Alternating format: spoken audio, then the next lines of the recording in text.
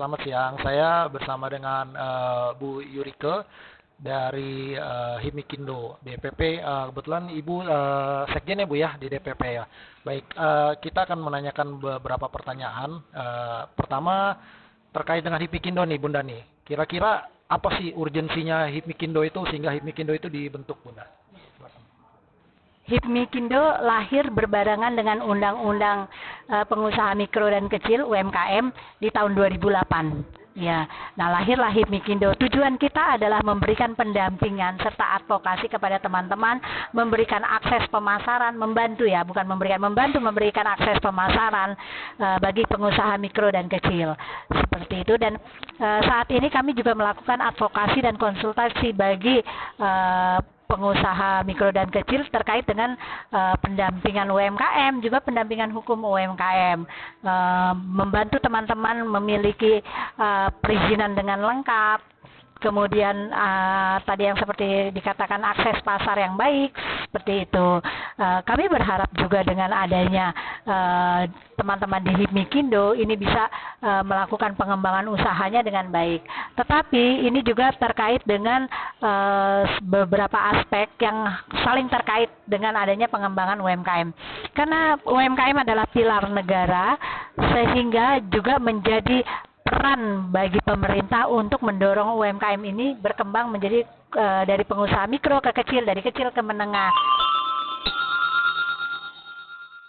Pastinya perlu bantuan dari pihak-pihak misalnya stakeholder ya, para pemangku kepentingan. Nah, yang sekarang kami kerjakan dalam hari ini adalah kegiatan fokus group discussion, yaitu SDG. Tujuannya SDG adalah untuk menjadikan teman-teman sebuah literasi dan edukasi yang selama ini permasalahan banyak terjadi. Dari hasil pendampingan hukum saya kepada teman-teman, problematikanya adalah terkait ketenaga kerjaan. Dari pengusaha mikro banyak sekali, seperti tadi sudah banyak diinikan sama teman-teman, pengusaha mikro itu tidak tahu tentang ketenaga kerjaan.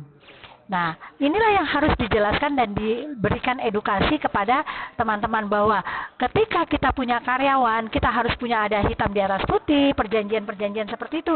Dan itu semua teman-teman buta dengan terkait dengan bagaimana membuat perjanjian, bagaimana undang-undang ketenaga kerjaan. Seharusnya sebelum teman-teman berusaha, ini juga mereka kan dapat NIB, OSS, itu diberikan pelatihan tentang bagaimana tentang undang-undang ketenaga kerjaan. Jadi semuanya masif, ya kan? Ketika dia daftar OSS, kemudian dia diberikan pembinaan bagaimana menjadi pengusaha. Yang sudah sekarang yang terjadi di dalam kondisi sekarang ini, teman-teman pengusaha mikro maupun industri kecil tidak paham itu. Jadi banyak sekali berbenturan hukum. Contohnya, ada kasus yang dituntut oleh karyawannya karena dianggap membayar gaji di bawah UMR. Padahal pengusaha mikro dan kecil itu gaji di bawah UMR itu tidak dipermasalahkan, diperbolehkan, asalkan kesepakatan bersama.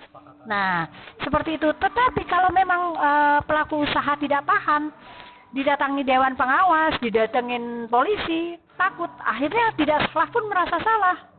Itu. Nah, terjadi lagi, belum lagi seperti di Snaker. Mohon maaf, ini juga banyak sekali yang bukan membantu pelaku usaha, tetapi sepertinya mendompleng dengan permasalahan yang ada bagi pelaku usaha.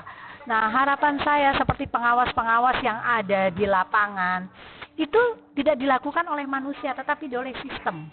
Karena banyak temuan bahwa pengawas itu menjadi seperti pengemis, kayak pengamen, kayak pengamen bukan pengemis, seperti pengamen. Minta iuran bulanan setiap bulan rutin kepada, kalau sudah ada temuan yang sebenarnya bisa diperbaiki, tetapi sama dia dijadikan ini. Karena apa? Ini ketika ada temuan seperti ini pidana. Itu. Harapannya ketika mendaftarkan OSS mendapatkan NIB, diberikan pembinaan UMKM ini. Apa yang harus diterapkan, yaitu ketenagakerjaan kamu harus bagaimana, perizinan yang harus dilengkapi bagaimana, gitu. Jadi pembinaan dulu. Jangan ketika orang disuruh daftar OSS semua, daftar tapi tidak dilakukan pembinaan dan pendampingan. Akhirnya di jalan kobol-kobol semua, ya ibaratnya. Kucar-kacir, karena apa? UKM kita nih seperti gini, seperti mau dimangsa oleh beberapa pihak, karena dianggap pengusaha punya uang banyak, gitu. Nah, inilah yang harus diperhatikan. Jadi mohon pemerintah memperhatikan, melakukan gerakan secara masif buat UMKM dengan melakukan misalnya memberikan fasilitasi izin perizinan itu gratis, tetapi pembinaannya juga harus diberikan. Jadi berimbang. Kalau nggak berimbang, akhirnya dalam pelaksanaannya menjadi celaka, menjadi kasus seperti itu. Terima kasih banyak Ibu, sepertinya sudah cukup lengkap kita mengetahui latar belakang sejarah dan urgensi dari Hipmikindo dibuat, termasuk hari ini adalah seminar FGD terkait dengan pendampingan hukum seperti itu. Mudah-mudahan Hipmikindo ke depannya semakin maju ya Bu ya, dapat mewadahi UMKM, advokasinya, pembinaan dan lain sebagainya. Baik, terima kasih, selamat siang.